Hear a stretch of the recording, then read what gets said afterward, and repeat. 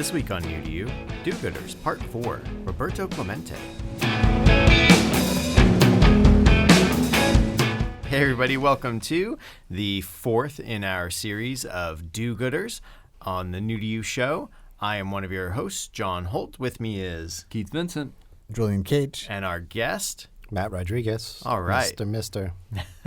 So Matt is going to close us out with his pick. We've started with my Richard Wayman high school educational roadway horror movies, and followed up by Jules's Syrian educational roadside horror movies, and followed by Matt The Informant. Damon. Matt Damon. Educational horror, popular Hollywood movies. Yeah. And we're going to geniuses. go into the next one. Before we get into it, the New to You Show is a recommendation review podcast where we discuss things that we are excited or interested about. They may not be the newest things in the world, but they're something that we're reacquainting ourselves with and giving our perspective on, or we've just recently discovered ourselves and are sharing amongst the group and out to you. So yeah, do-gooders. Mister, why don't you...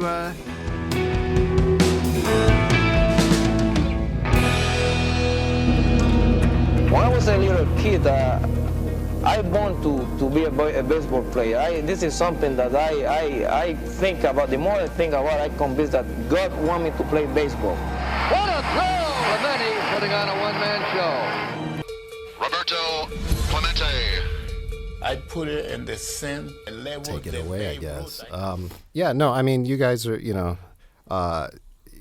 the whole do-gooder thing, and I really had to think about and search. And at first, I thought you guys meant somebody who's like nonfiction or fiction or whatever. So I was gonna do like a scarecrow of Romney, but then I was like, no, these guys are real. The Scarecrow of Romney Marsh? Yeah, Romney Marsh. And I was like, he's a do-gooder. But I was like, You no. could have chosen that. I would have supported that. No, but you guys chose real people, so I Yeah. have to choose a real I person. should have picked a fictitious do-gooder. Who Yeah. could it have been? And then I would have picked the Scarecrow of Oh, Romney I'm Marsh. sorry. Well, we'll have to talk. We'll have to find some Dr. other Sin. theme. Yeah, Dr. Sin. But so I really, I really had to think hard and actually not too hard, because one of the first things that came to my mind was Roberto Clemente, which was like when I was a kid. It was introduced to me by my brother, which, my brother should be sitting here and talking to you about this now, because he really knows, and he's a big fan of Roberto Clemente.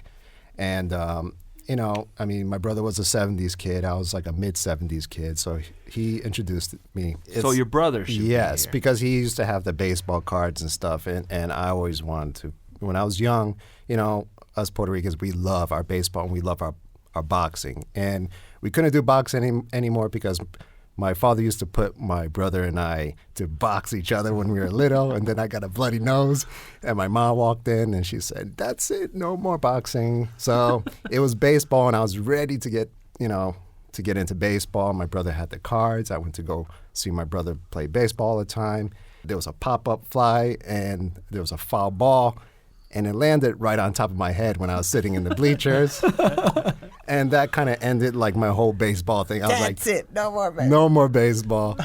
Was it you that decided no more baseball? No, No, his mother, I bet. yeah, and it's funny because my cousin was sitting right next to me, and he had a baseball glove in his hand, and my mother turns to him and she says, "Why didn't you, catch the ball?" And he was like, "I don't know." It's like, I wasn't on the field. Yeah.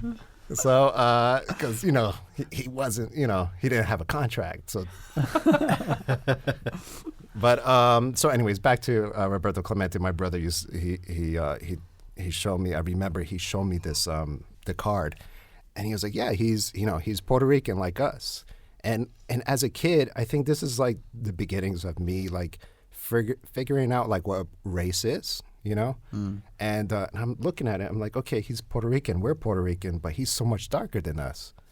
And I think that's one of the things that, like, it was like my mom explained. It's like, well, we come in all colors, because I'm really light. I have green eyes. In fact, what's your sister call you? Mr. Ghostly, because I'm so transparent, and I'm glad that you remember that. Yeah. Actually, that's the name of my Wi-Fi. Is Mr. Ghostly.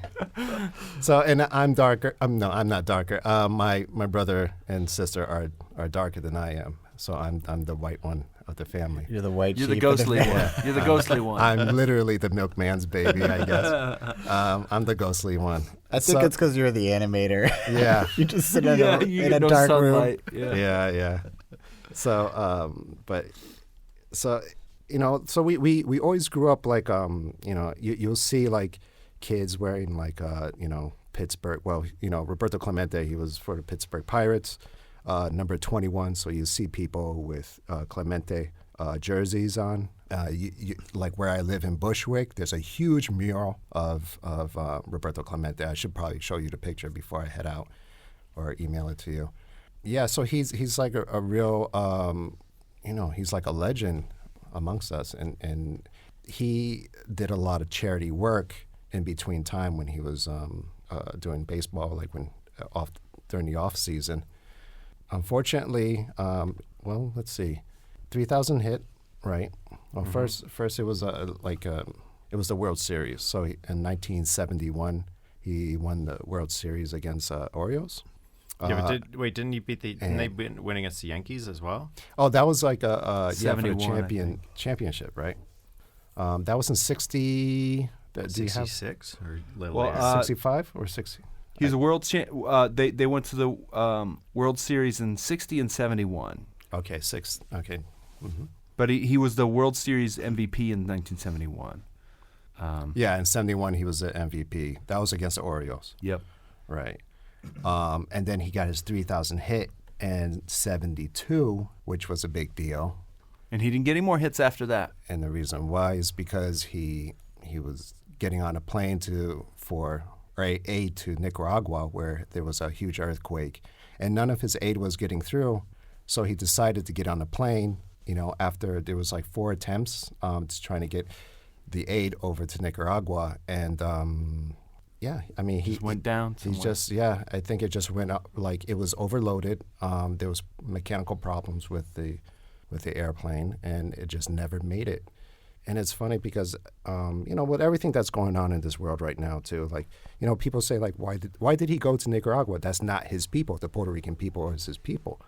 But the fact that like he went over there and he to help out like a different, I mean, we're all Latinos, but just a different country that has really nothing to do with him, Right.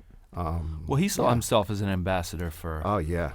Roberto Clemente was one of the first superstars on the stage that represented Puerto Rico. Mm-hmm. Like, not just in sports, but in any kind of media here in America, anyway.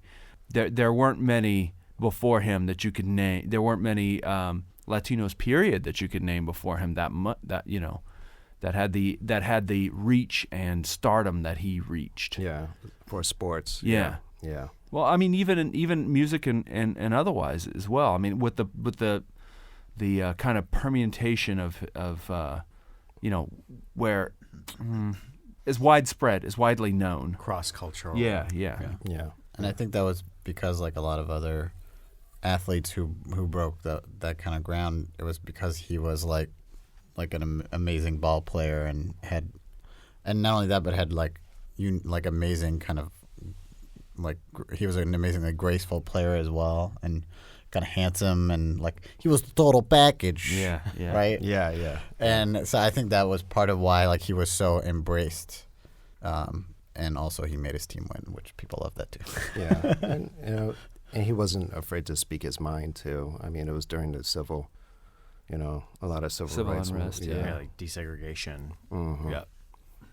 Yeah, and so I mean, he could have done so much more, and at 38, I mean, that's just when he was really like, he just got his 3,000 hit. He just went to the World Series. Yeah, and he kind of predicted that too. He said that like, I'm not sure if I'll be here tomorrow. If I'm here tomorrow, then I'll play. And even his son didn't want him to get on the plane, and he went on that plane, and it went down. So here are some of this guy's amazing stats, and so this is during a time period with like Mickey Mantle still playing ball, Yogi Berra, all these like people who you've heard of, and this guy wins a Golden Glove Award 12 years in a row. He wins the NL. He gets more hits in the National League for, let's see, 1, 2, 3, 4 or 5 of the years that he played out of the 12, which is remarkable. In baseball, that's really something. And 3,000 hits is at the time is something else. Yeah.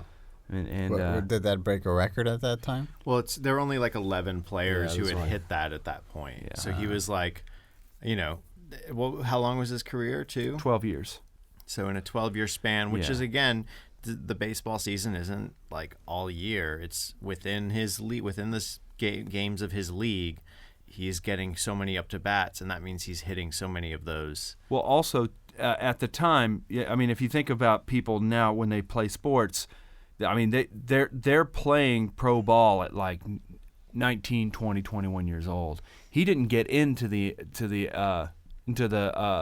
baseball until he was like, I think mid-20s, like 22 or something like that. And then he took a break and joined the Marines. Yeah. Yeah, and then came back, and that's when his career really gained some gas. Yeah, and he was older. Yeah, I guess he was older because he was always complaining about, he was sore and stuff. So every time when they interviewed him, he's complaining about how much he was sore. Well, but if you think about... go ahead. Well, in an interview, one of his baseball player friends, like what he explained was that when people asked him, "How are you?" like here it's the term is ballmate. Ballmate. So you're gone. One of his ballmates in an interview said, "No, one of his playmates." No, ballmate. So he was saying that, like here, like when people say "How are you?" it's just kind of like it's just like saying hi. They don't really expect an answer, but that he interpreted it as like you wanted to know how he is, and so he would tell you. I mean, that was his interpretation. Yeah, I don't know if that was accurate or not, but I thought that was funny.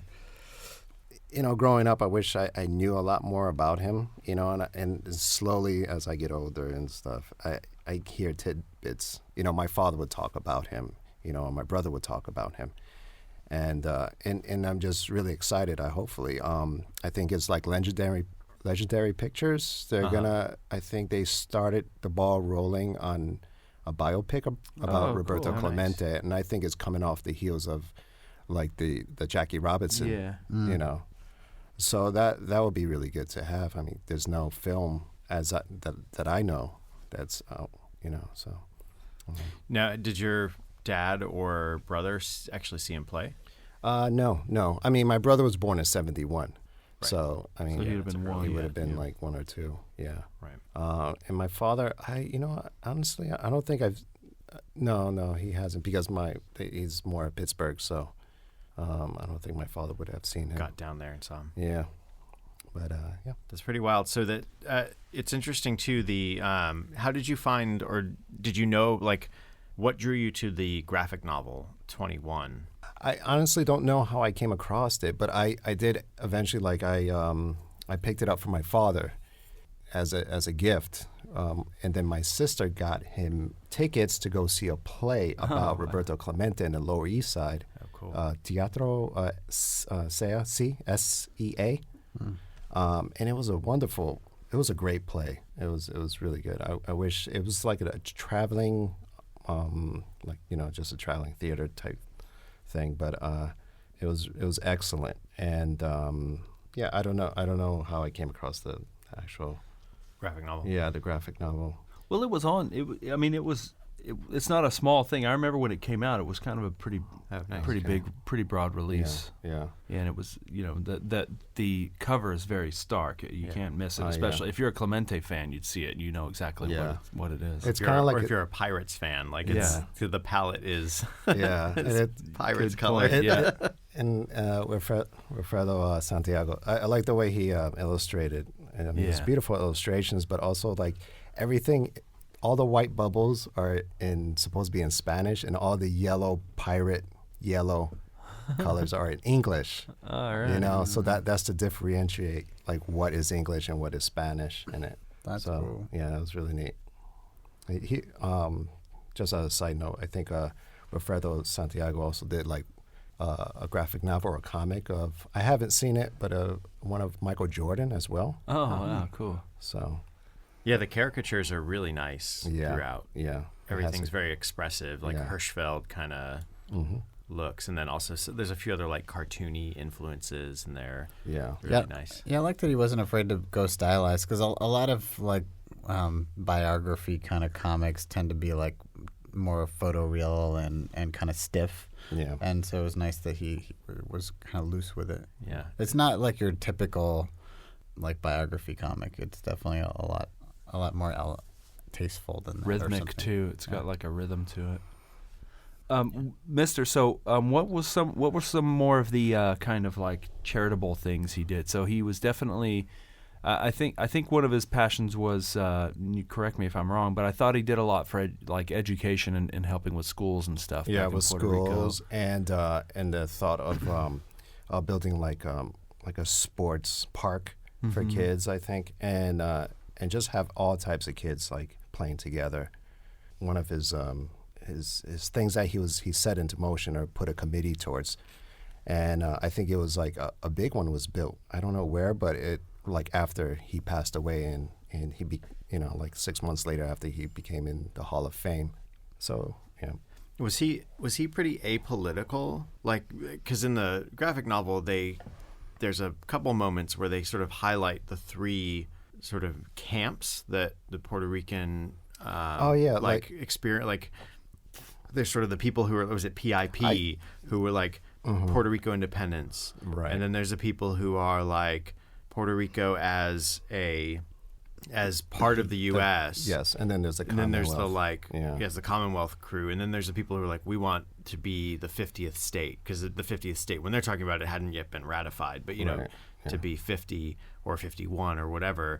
And do you know if he was in any of No, those camps, I or did he think- just kind of stay like he was more? I think he probably stayed away from all the political stuff. I think he was just really glad to be in the United States and playing baseball and using that. I mean, he said that if you're not, if you're not using your time helping others, you're wasting your life. And I think he was more set on doing that than getting into the political stuff. I mean, I could be wrong. I mean, there could be like, Well, I mean, if he was political, he would have made it known. I mean, Yeah. he didn't. He never didn't didn't speak his hedge. mind. And he just went out for whatever he sees in front of him that is wrong. He usually spoke out against. Like he's fighting injustice. And yeah. So Yeah. So to kind of go to the graphic novel, it's a pretty good like little tidbit, kind of snippet. It's his whole history, kind of him as a young man. They started on an island like off of Puerto Rico. In Puerto Rico. Is it south of Puerto Rico, or is it where like is it Ponce that he's on, or is it? There's Ponce. Mm-hmm. Yeah, I'm not sure if he's exactly from Ponce, but I know that his father used to work with the cane fields, and he had his brothers, and he also had the sister that passed away through burns. Yeah, like and through a stuff. fire or something. Yeah, it was a little. Right. There's a little sort of like dreamlike quality to those, and I think it's intentional. Yeah. Where there's like a little girl who has malaria, and then there's a sister who like burns, and you're kind of like not 100% sure like what and where and how that happens, but I think it's intentional a little bit that there's a little like dreaminess to it. And I there's the also in the graphic novel, and I kind of wonder if this is true, but the girl that he ends up with, his wife, her father was the one. Yeah, was he like a doctor or something? Yeah, or, he's the or one a that foreman or something. Right, he's the one that he had to inform the family that the sister didn't make it. Right. So I mean, it could have been one of those situations where this world's so small that you end up running into the same people. Yeah, wow. And he had a couple kids, and his son, I guess, is a sportscaster in Puerto Rico. Yeah, but he was a player too as well. Oh, okay. Yeah, I think he played a little bit too. How could he not? I know, with a name like Clemente.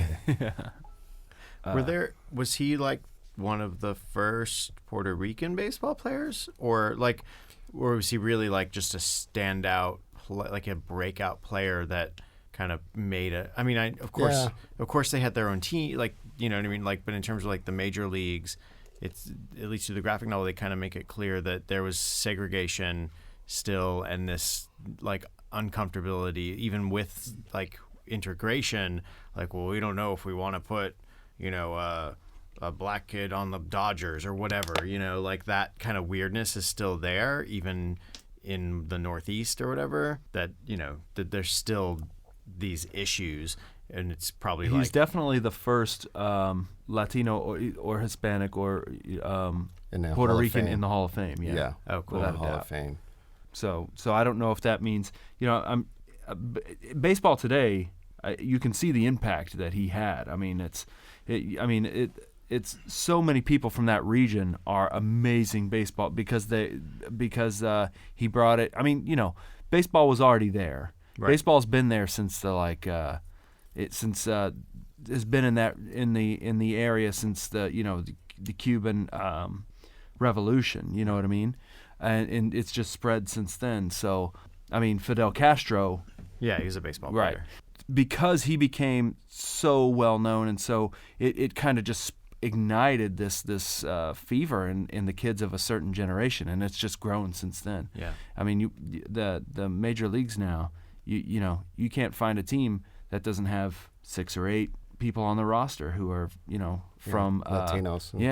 Yeah. That's probably, like you're saying, twofold. One, they had a passion for the game, and you know, they have their local teams and, you know, teams on their island and leagues on their island and playing against other islands teams. And then there's like the mainland or whatever the U.S. is, and as they start to break into that, you know, they're more accepted. More of those great players who've been playing probably with like a fire and different styles and, you know, like a passion that's missing in the sort of staid baseball. You know, like you're saying, that some of these guys, it's not until you guys were talking about like Sammy Sosa and some of these guys later who lit another fire in baseball because they were just going stat crazy, which they had some help, but you know, it's still, it's like another thing that inflames and impassions. And maybe, you know, I guess the question will be like, is there that generation of people who, because of those stat craziness, are big into baseball now? Like, or is it just there's not that crop because in the States people weren't playing stickball as much in the 70s or whatever? There's no lack of enthusiasm throughout the world for baseball, for playing baseball. The question is there going to be a future for people watching baseball on TV? I don't know if the audience is going to remain. Right. I mean, like, I've been to Korea, and over there baseball is pretty big. Yeah. I mean, baseball is big enough, like, I mean, my phone is from Korea, right? Yeah. And it has an antenna on it. I don't know if you guys ever saw this. Like a real old-fashioned, like it has radio an antenna. Okay, so I'm looking at these guys, and they have their phones up, and everyone's watching the baseball game. With an antenna on. With the antenna, you know. And they're watching the baseball game Which, on by their the phones. way, these antennas are going to make it to the United States within, like, with the ATSC next year, maybe. So you'll see these antennas in American phones soon. But yeah, it's like, you know, and then I went to go see a baseball game in Korea, and they're nuts about it. And it's fun. Yeah. It is really fun.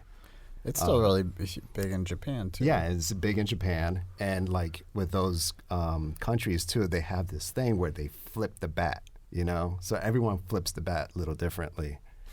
And like, you mean after you hit it? Yeah, so they'll, like, flip it some Interesting skillful way, you know? They like roll it on their hand. Yeah, it's like the way they throw it. It's a little different. It's like it's not just throwing a bat. It's like they do something. Everyone's got their personal trademark bat flip. Right. So I mean, I'm sure there's a YouTube video of it. So it's like still spinning on its end as they like round second. I know, right? But you know, it kind of makes you a little concerned, but of where baseball is at in this country. Yeah. You know, I mean, like what you say, you always need these like athletes to fire everything up. You know, you got like to bring the LeBron now. You know, with with basketball and stuff. So, or I would say Steph Curry, but Steph Curry, actually Steph Curry. I'm just teasing. Well, Yeah, Steph Curry. And I mean, you have that. We talk about Sosa and McGuire during the baseball. What was it? What year was that? It was like, wow, that was a 10 long years while ago. ago. No, it was I know. before that. I feel like that was around.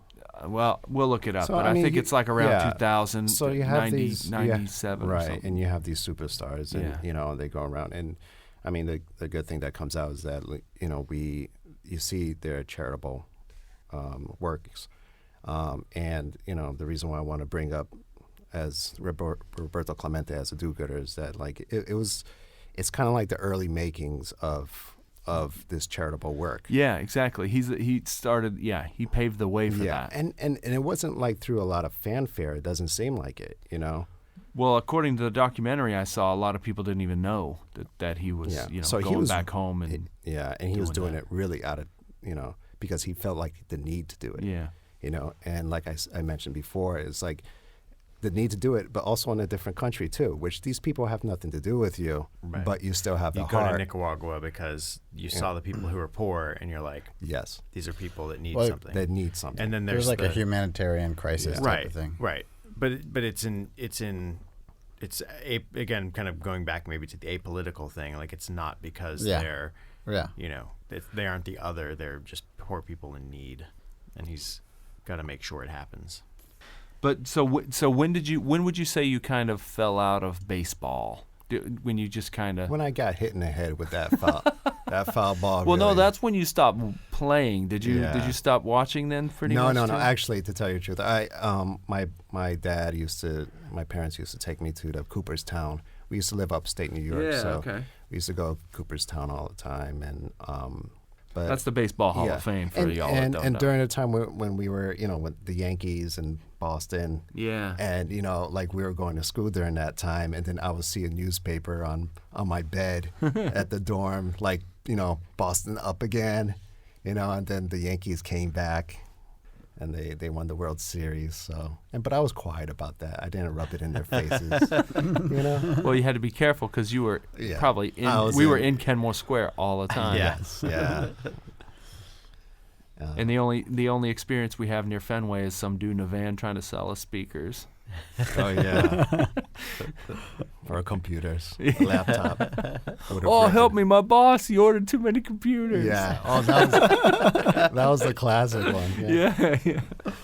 That's a very convincing story. Yeah, it works, man. It must work because they used it all the time. What would it be, like a phone book in a thing? Well, that was a different one. That one I actually The saw. laptop. I saw the end of it. Yeah, that was near the bus station in Chinatown on the Fenghua bus back to New York. There's a guy outside selling laptops, and Yeah. this guy was like, "It's too good a deal," and he bought it, and it was a Yeah, it was. bunch of newspapers in a box. It was too good a deal. Yeah, it really was. Yeah. So the Yankees then, not the Pirates, What? for your team? Well, he's got Oh. to. Yeah, he's got to represent. I grew up with the Yankees. That was my. Well, my big thing was I used to wear shirts that say 44 on it, and that was Reggie Jackson. So The Hammer. yeah, that was my thing. No, I that's Hank think- Aaron. Who's Reggie? Yeah, Reggie's Mr. Well, what about Mr. your October. Yeah. Your cousin Alex was also like a pretty good baseball player, right? Oh, Rodriguez? Yeah. Yeah, he kind of looks like my brother too. So they used to like trade all the time, My brother's like, let me get Madonna this week. Yeah. No, yeah, that didn't happen. Sorry. We're just saying lies at this point. It's late. They're just alternative facts. Alternative facts, man. Yeah. So there's the graphic novel. Where else? Like, That's just it. There's not a lot of, there's books out and stuff. I don't know about this. Like, is there ways to watch old games? Like, if you wanted to go watch, like his old last game World Series, You can definitely find highlights There's on gotta be- YouTube. Yeah. Yeah, if you just if you just throw his name in, there's a bunch of highlights from various games, and there's also several kind of profiles or documentaries, like sports type documentaries, but that also cover his personal life. did they do like a 30 for 30 on him or whatever? I'm not sure. I think I've definitely seen an ESPN documentary, and I don't know if it was made by them, but I've seen it. I don't know if so it might be through Roberto Clemente. I think they may have done one, Murderer or Chupacabra. I think they did it, but it was before 30 for 30, I think. Ghost of the Sea, Roberto Clemente. But I mean, this The is, Bermuda Triangle at the heart. but Is that the documentary you saw? Was it on the History Channel? Yep. No, that was not it. But Roberto Clemente was beamed off of his plane en route to Nicaragua because he needed to save space baseball. The aliens. well, I want to do a whole show. I want to do a whole show on those things. There's such a Space formula baseball? to to those types of shows. There's the ancient alien shows. There's the all these like basically just the worst kind of science you can imagine. Yeah. And it's like the ancient aliens is really like that, where they find any way to take anything and be like, maybe they took Roberto Clemente because they never found his that's body. what he's saying. what I'm saying. Yeah. So listen, that area, the Bermuda Triangle is a mysterious place. Are we saying that ancient aliens couldn't have been abducting people there for years? I don't know. No. All I'm saying is it's mysterious. They said this guy is too good to have in this world. Are We're we taking saying that Space Dick Clark took the Big Bopper and Buddy Holly up on his ship? We don't know. But they definitely needed to play ball. No, that's a really those shows are something to watch. They couldn't have built those pyramids. No. Aliens definitely built Alien Nazis built the pyramids. That's actually something Trump told somebody in a press conference recently. That's Awesome. That's like not even a joke. What? No. That is a joke. Don't start spreading Don't start spreading waterfalls. fake news. Yeah. What are you talking about now? All right. So 21, who is the artist? And, Wilfredo Santiago. all right. From Fantagraphic Books. Yeah. It's nicely illustrated, and it Beautiful shows like Beautiful a tidbit of his life here and there. That's cool. Yeah, it was good. I read it. Until we get like a movie or something to really, Sink our teeth into. Yeah. I mean, there's not a lot of of anything of Roberto Clemente other than jackets to sell and Jerseys. and people just know about him because he's part of the culture. Right. But we don't really, it's not like we go out of. He's our more way. legend than He's anything. more. Yeah. He's. Now, can you still get does your brother still have the baseball card? I believe he has a couple things, but he also. Lock of his hair. Yeah, well, my brother. He for a while he was living in Pittsburgh and he opened up a shop over there too with his cigar business, and he also came out with a limited edition Roberto Clemente cigar. Wow. And I think he was speaking to family associates of his or something. Cool. To his estate or something. Yeah. But I could possibly be making all of this up. He's probably like, no, that's not what happened. That's not what happened, Matt. Well, I believe it. So, Mr. Yeah. According to our favorite source, Wikipedia, in 2013, a movie called Baseball's Last Hero, 21 Clemente Stories, was a first feature dramatic film on Clemente's life, and it came out in 2013, and it's now on DVD. So Yeah, look for I think that. that was a filmmaker that kind of. Could you edit this out? It's kind of like let me film this in my backyard type of Gotcha. thing. Okay. So in 2010, Why? there was a Did movie you know called. them? I don't want to put that guy. I mean, it's really cool that the guy actually went out and did it. He went and made it with a passion, but Yes. he may not have had the budget and resources or the sort of critical eye that he would need to like really take it where you would want it to go? So in Is what you're 2010, trying to say, Mister, when you say that this guy in was a garbage 2010, person. there was a movie called Chasing 3000 that came out, starring Ray Liotta, Trevor Morgan, as and Blake. Roberto Clemente. But it was basically about. No. I think it was about a Yeah. bunch of kids, one of which is a Culkin, who they travel across the states to try to see Clemente hit that 3,000th Oh, wow. hit. And that came out 2010. 2008, there That's was a new one. to me.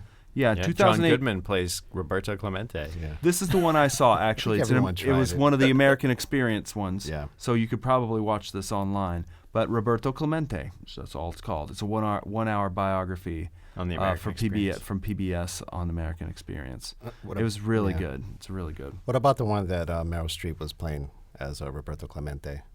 I didn't see that because I just want her to act. I don't want to hear right. about her politics. I know, really. Like, really, come on. And there's this one like 3,000 in the Rum Triangle, and it's about like how sweet baseball became when Roberto Oh, no. Clemente showed When up. his ghost came, came and Just sprayed sugar everywhere. But there's like Mystery Science Theater 3000, where they take Roberto Clemente and then they Yep, they get him on the satellite of love. yeah. Yes. All right. Cool. So you can buy that book on Amazon. Again, they sell it hard copy, and you can get it through Comixology.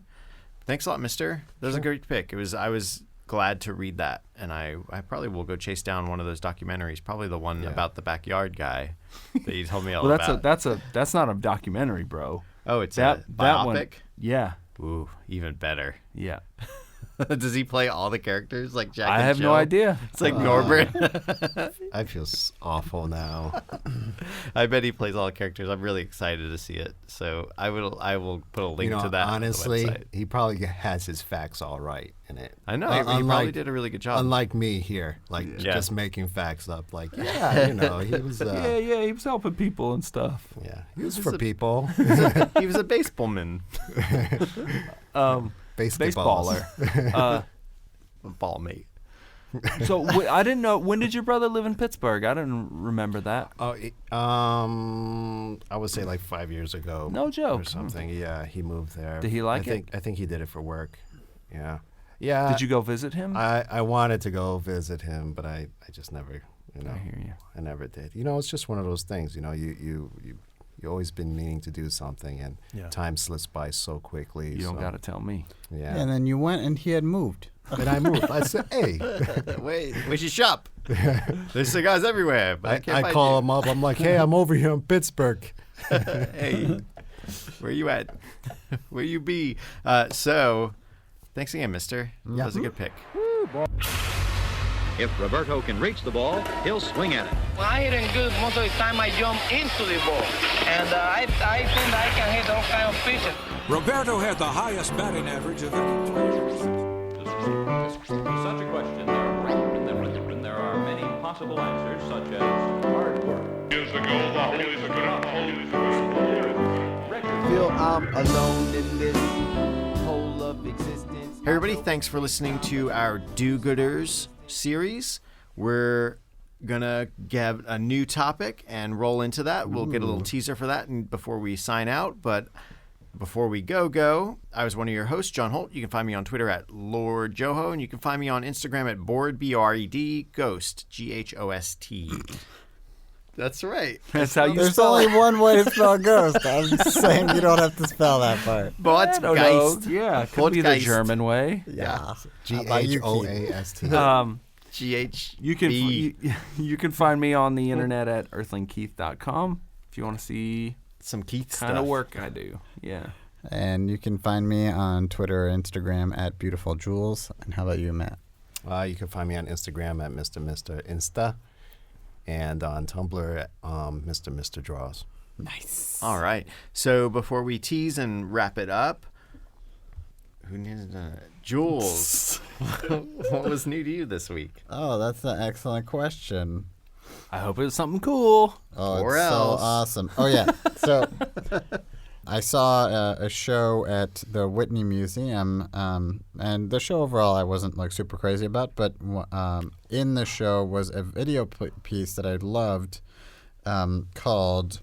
5 centimeters per second. No, that wasn't it. Shoot, hold on, I forgot the title. Oh, God damn it. Is this the video like installation that they have, like all different types of video and stuff over at the Whitney? Is this the one in wait, I found off the High Line? That's the only Whitney now. Oh, really? What happened to the other one? It was once they moved over there, that became a Met. It's a Met. Oh, I got pulled It got pulled? from the YouTube. Is it the Well, dancing one? tell me about it. What it is. So it was so I saw this amazing Bauhaus, I guess, art film. It's actually was Dreamlands, immersive cinema and art. No, that was the name of the exhibit, but it was the specific Bauhaus piece that I loved, and it was on YouTube. There might be other versions of it, but the link I had saved is broken. But it's called a triadic ballet, and it was. I saw that. Yeah, so that's so good. So it was a dance. So it was a Bauhaus dance piece that was originally made like in the 20s, like choreographed in the 20s or something, and then I think it was sometime in the 60s, a group in another country reinterpreted it. Like it's been performed all kinds of times, but they reinterpreted it and they filmed it and did a beautiful job filming it.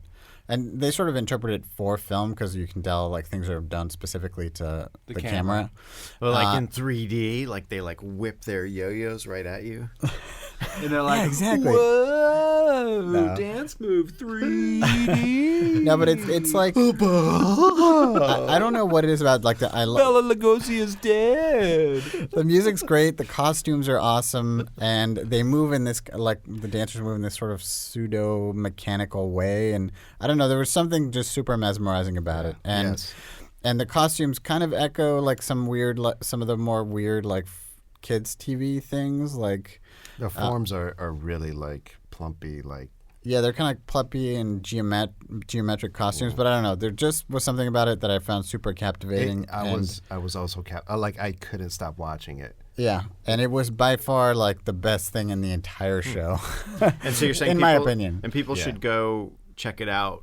They should go back. They should get back in. Where's like the best? Okay. Well, so I need to go back in time to see this before it closes on February 5th. No. I mean, you wouldn't. No, but the thing is, well, I was excited because after I saw it, I found it on YouTube, and I think, let me just do a quick search. It's called Triadic Ballet? Yeah, Triadic Ballet, or there's also the original name was called like Triadisches Ballett von Oskar Schlemmer. Oskar Schlemmer was the artist who originally created it. But there are other renditions of it on YouTube, but the one I really like is very colorful, and I think it's the most produced. But yeah, so I did a quick search on YouTube. There's the original link I'd saved got pulled, but there's a ton of other versions of it. Nice, and it's super cool. Yeah. By the way, the in that same show, they have original Sid Mead work. Oh, nice. And you see how small that he paints, and it's amazing. Yeah, they also had some original paintings from Fantasia. Whoa, cool. Oscar Sledge. Fischinger? Yeah, Oscar Fischinger. Yeah, it was the pre-production work that Oscar Fischinger had done for Fantasia. They have this room that looks all Tron. They have another room. It was it was a really random show. Yeah. Like I wasn't that. Some of it was like but I guess cool stuff. I'm always like kind of disappointed by the Whitney. I feel like the curators are kind of, I don't know, weird. Yeah.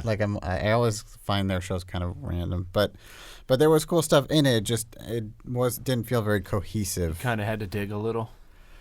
No, it just it was just called Dreamlands, and it was kind of like a very... It's kind of like this show. However you want to interpret that. Yeah, it was very open and a lot of... And I don't know. There was some really great stuff and some very meh kind of stuff. And I still it was so big, there was so much stuff that it's still I spent a whole afternoon there. It was cool. But I came away, and this was like the first thing you saw when you got off the elevator, the Triadic Ballet.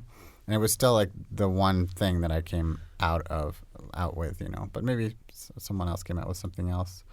But that's the one that really made an impression on me. So I've also heard the Guggenheim exhibit that's going on.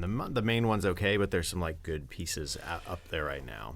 Yeah. Do you know what the? There's one that's like it's a piece about like using old solutions to solve new problems, and so you have this like gelish ink, this red ink that's like spread along the floor, and you have this machine with like an arm that's like using AI trying to collect all this liquid back in, but as it pulls liquid one way, it starts to pool out again in the other direction. So it can't. So it's just watching this robot arm try to like collect this liquid. It's pretty mesmerizing. Cool. And then the coworker was telling me about another piece there that's like a video animation installation that they really liked. That's cool. Yeah. I haven't been to the Guggenheim in years. I think they're just about to switch over to a big show because a friend of mine actually works there and was telling me about like it's basically like they're pulling all kinds of it's sort of like a best of their permanent collection. Oh, cool. The whole thing, like the whole place, is going to be pieces from the archives, basically. And then they also have another ongoing show that will overlap that's featured Chinese artists, contemporary artists. Cool. So it sounded like cool stuff. All right. So next week is the first installment of our Weird Fact or Fiction theme, and I'm going to be bringing you Finders Keepers, which is a documentary from 2004 about a guy who found a leg in a grill, and then stuff happens. I'll leave you with that. All right. So you Yeah, can check that's it out. just the beginning. You can stream it on Netflix, so if you want to stay current to the show, check it out. Hey, everybody. Thanks again for listening to Nudie Show. You can find out more about all of our do-gooders and the content that we talked about here in the Guggenheim on our website at nudieshow.com. You can follow us on Twitter, Nudie Show. Go to iTunes, and if you follow podcasts on iTunes, follow or subscribe through iTunes, because then you'll download every episode as it comes out. But more importantly, leave a review. Rate us. Let us know how the show is. We would love to have feedback. And also share the show with other people. If there's something interesting that we talked about, please let other people know about it. The more the word gets out there, then the more feedback we get from y'all, the better we can make the show, and the more kind of tapped in we can get to what you guys are up to. And if there's something that you know of that tangentially relates to something we talked about, let us know. Yeah, start a conversation. We'll trust me, if you make a comment that requires action on our end, we'll definitely notice it. Yeah, I mean, because like we're on Facebook just yelling at people all day, every day. Yeah. And so let us yell at you. Yeah. Just give us something for real. We got to set the record into. straight. Yes. Yeah. Gang, we did some good. Well, I think we're the people we spoke. do-gooders. People we spoke about have done some good. Yeah, they did some good. We are doing good. We are active participants in the future. Yes. But it may not be new. But maybe. It was new to you. Explosion sound! Quickly. My face. It's all about the music. This pitiful life is all about the music. This pitiful life is all about the music. With him together forever, without the limitation of time ever again. So the second coming of the Lord is not dead. They're two separate